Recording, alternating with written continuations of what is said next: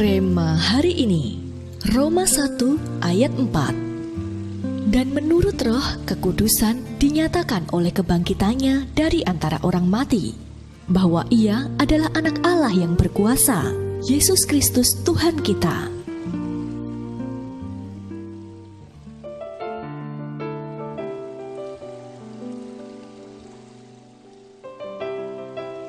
Suatu hari, tanpa sengaja, Jeremy menemukan sebuah artikel yang mengupas secara detail tentang anatomi dan fisiologi saat Yesus disiksa dan disalibkan.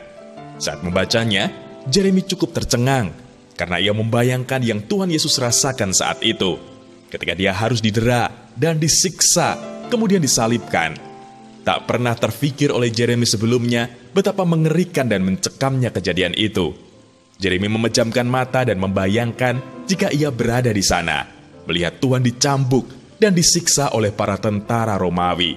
Jeremy dapat merasakan kesedihan di hatinya dan tak terasa, air matanya pun menetes. Secara akal manusia, sudah tidak ada lagi harapan bagi Yesus untuk dapat diselamatkan. Kuburnya pun saat itu telah ditutup dengan batu besar dan dijaga dengan sangat ketat.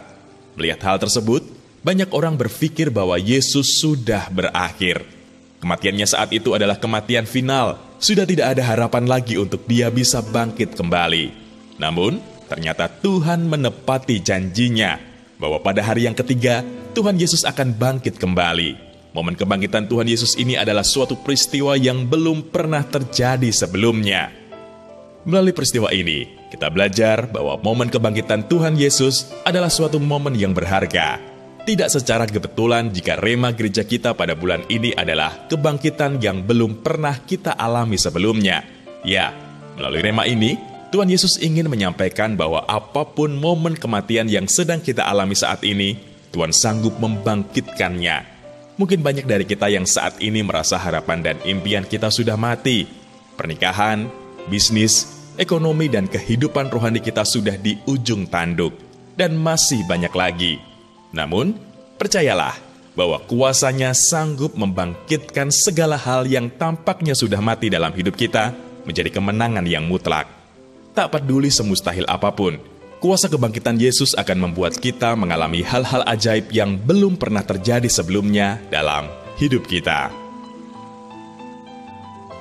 Menurut Anda, mengapa kisah kebangkitan Kristus adalah kejadian yang belum pernah terjadi sebelumnya?